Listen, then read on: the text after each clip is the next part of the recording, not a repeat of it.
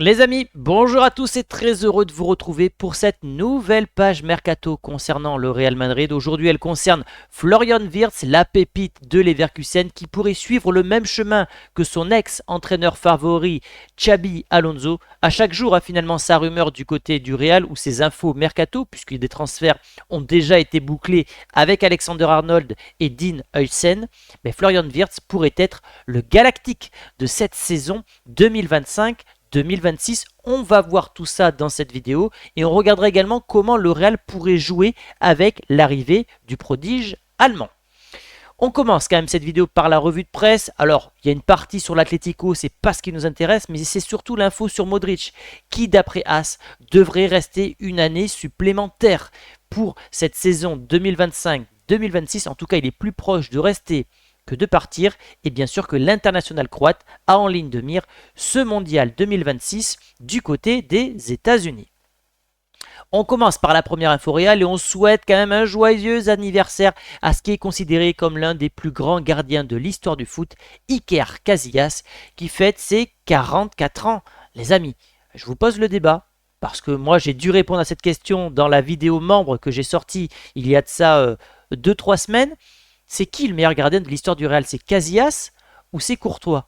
Bon, je vous spoil un peu, pour moi Courtois a un côté plus impressionnant que Casillas, mais je peux comprendre qu'on choisisse l'international espagnol qui je crois a le plus de récompenses individuelles en tant que gardien de but. En tout cas, joyeux anniversaire à Iker Casillas qui s'est d'ailleurs entretenu dans un podcast espagnol où il est revenu sur notamment des erreurs d'arbitrage un peu trop régulières en faveur du FC Barcelone lors des classicos et les langues se délient petit à petit et il dit que c'est absolument incroyable que ces histoires de Negreira soient passées malheureusement au XXIe siècle. J'espère qu'il y aura des sanctions vis-à-vis du FC Barcelone.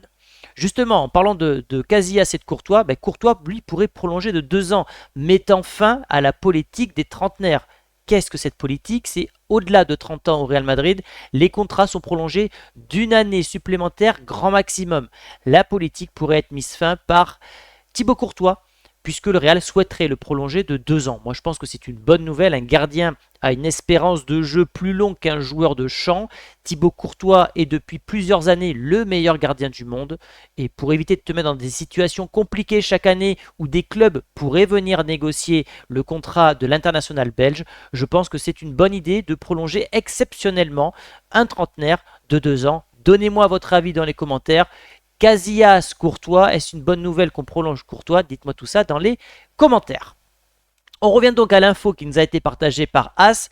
Oui, Luka Modric devrait jouer, a envie de jouer une dernière saison au Real Madrid et de se retirer en 2026 à l'âge de 41 ans. Donc objectif, jouer une dernière Coupe du Monde avec la Croatie et se retirer en tant que joueur du Real Madrid.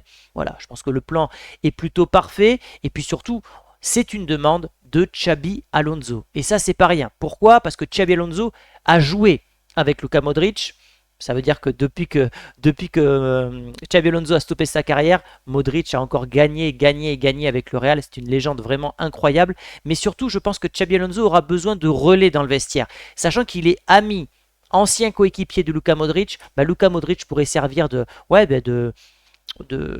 le vestiaire et c'est assez important je pense pour Xabi Alonso qui va arriver dans un nouveau club. Donc je pense que c'est une bonne nouvelle, une dernière année pour Luka Modric qui fait partie finalement des rares joueurs cette saison à ne pas s'être blessé. Il peut rendre service, il a été fort bien utilisé par Carlo Ancelotti en lui faisant jouer soit une demi-heure soit 1 heure de jeu.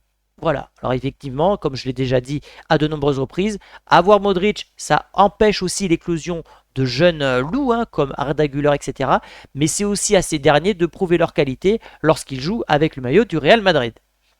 On apprend également par AS que le Real va annoncer officiellement l'arrivée d'Alexander Arnold la semaine prochaine, donc ça a déjà été signé.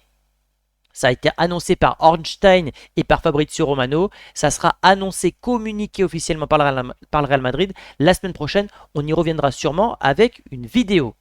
Concernant Alvaro Carreras, qui devrait être normalement un sauf séisme, la prochaine recrue du Real Madrid en vue du mondial des clubs, voilà, d'après Fabrizio Romano, Carreras a accepté l'offre du Real Madrid. Maintenant, il y a des négociations qui ont lieu entre les deux clubs. Benfica demande 50 millions d'euros, le Real essaye de négocier un prix moins élevé et l'annonce sera sûrement faite après la Coupe du Portugal qui a lieu, je crois que c'est ce week-end. Voilà, donc je pense que la semaine prochaine, on devrait également avoir l'annonce d'un transfert et donc d'Alvaro Carreras. Vous l'avez donc vu, on tient donc notre latéral gauche, notre piston gauche et notre piston droit. Est-ce que vous êtes hypé? Moi, je pense qu'on est sur un mercato parfait. J'aurais peut-être pas choisi de meilleur profil. Peut-être Kerkez, mais Kerkez-Carreras, finalement, ça se vaut. Kerkez qui prend d'ailleurs la direction de Liverpool, les amis. On passe à la bombe du jour que Thomas de Real France nous partage via Radio Marca. Xabi Alonso veut que le Real Madrid signe Florian Wirtz. L'Allemand, dont les négociations avec City ont échoué, est l'homme fort du coach basque, mais reste courtisé par le Bayern Munich. Oui, c'est un joueur qui est très courtisé en Europe.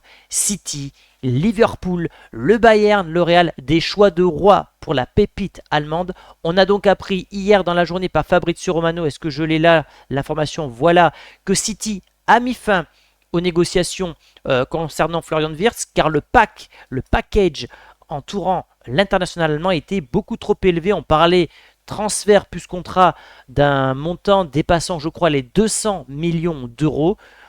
City ne voulait pas s'aligner sur ça. Pourtant, je trouve qu'il avait vraiment le profil pour succéder merveilleusement à Kevin De Bruyne et donc Xabi Alonso qui tente le coup auprès de ses dirigeants, sachant que, on l'a appris hier par As, le Real envisage vraiment de signer un Galactique. Alors, est-ce une coïncidence ou pas? On ne sait pas quelle est l'identité de ce Galactique ou de ce prochain Galactique. On sait juste qu'il y a une enveloppe de plus de 100 millions d'euros et que ce transfert devrait avoir lieu dans un second temps. C'est vraiment les infos qui tournent du côté de l'Espagne. C'est 3 recrues avant le mondial des clubs, Arnold, Carreras et peut-être Heusen, voilà, et un deuxième mercato avec pourquoi pas l'arrivée d'Angelo Stiller, on en a parlé la semaine dernière, et l'arrivée évidemment d'un Galactique qui pourrait être donc Florian Wirtz. Est-ce que vous validez cette piste?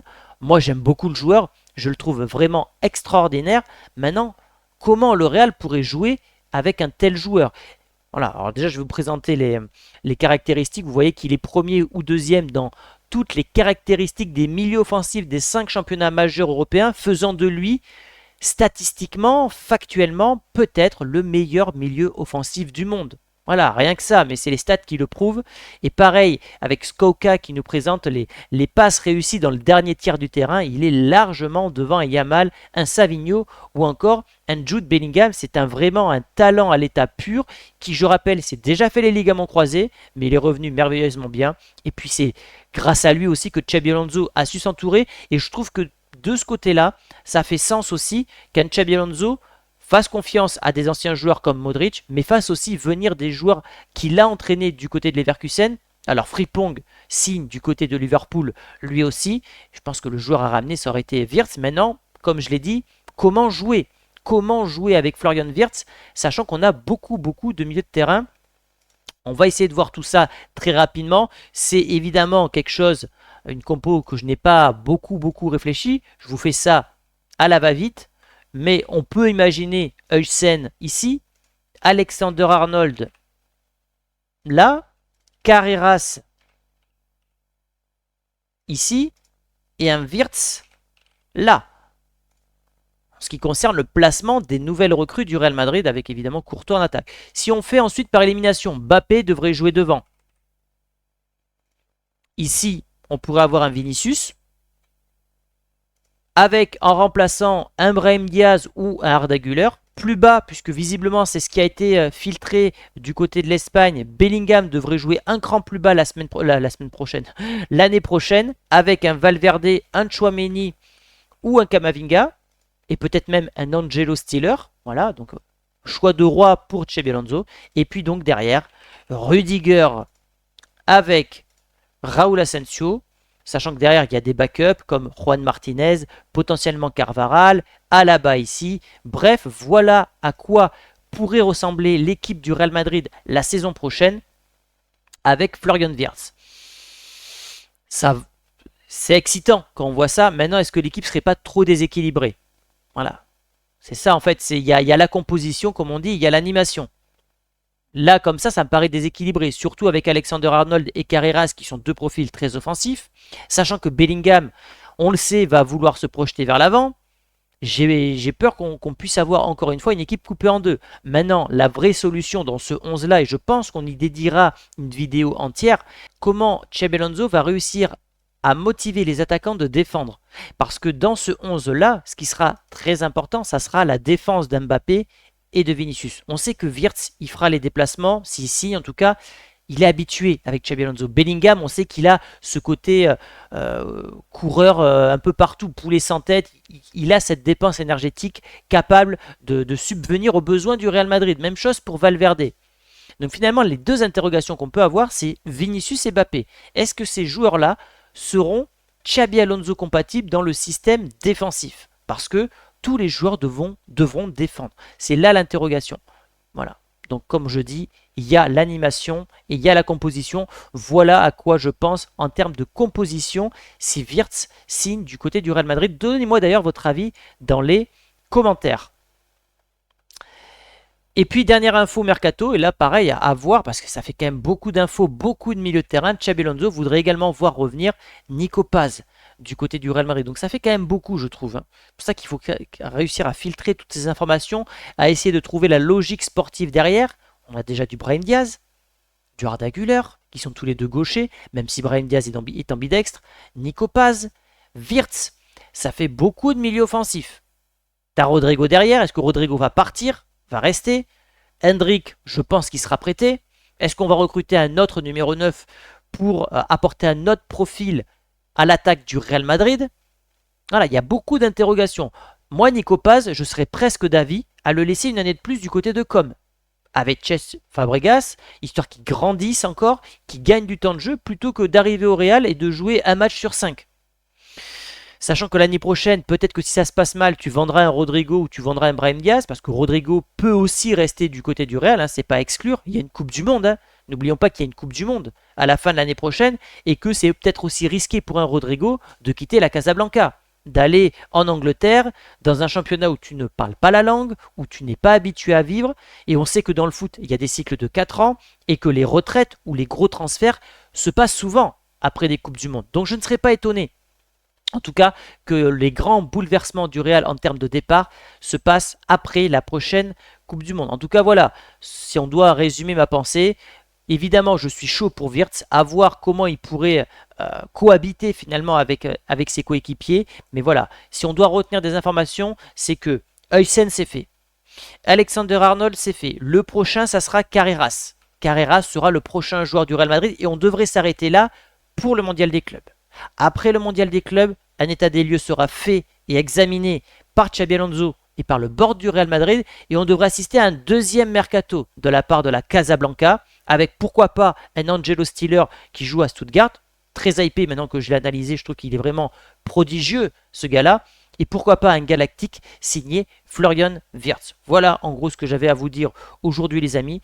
Donnez-moi votre avis dans les commentaires. Et puis, mais pour ceux qui veulent plus de vidéos sur le Real, qui ne concernent pas forcément l'actu du Real Madrid, sachez que je sors des vidéos exclusives aux membres. Vous êtes de plus en plus nombreux à me soutenir dans ce projet. Hier, on a parlé du documentaire de Vinicius. J'ai également partagé mon 11 all-time avec quelques surprises les amis, et j'ai également partagé la visite du musée notamment du Real Madrid. Je vous y attends nombreux, ça permet de soutenir la chaîne et de pouvoir parler de tout le Real Madrid à 360 degrés les amis. Donc, est-ce que vous êtes pour la venue de Florian Wirtz? Donnez-moi votre avis dans les commentaires les amis, et nous on se retrouve demain, peut-être pour un live. S'il y a un live, ça sera aux alentours de 17 h. Merci pour la force les amis, et je vous dis à demain, passez une bonne journée, ciao!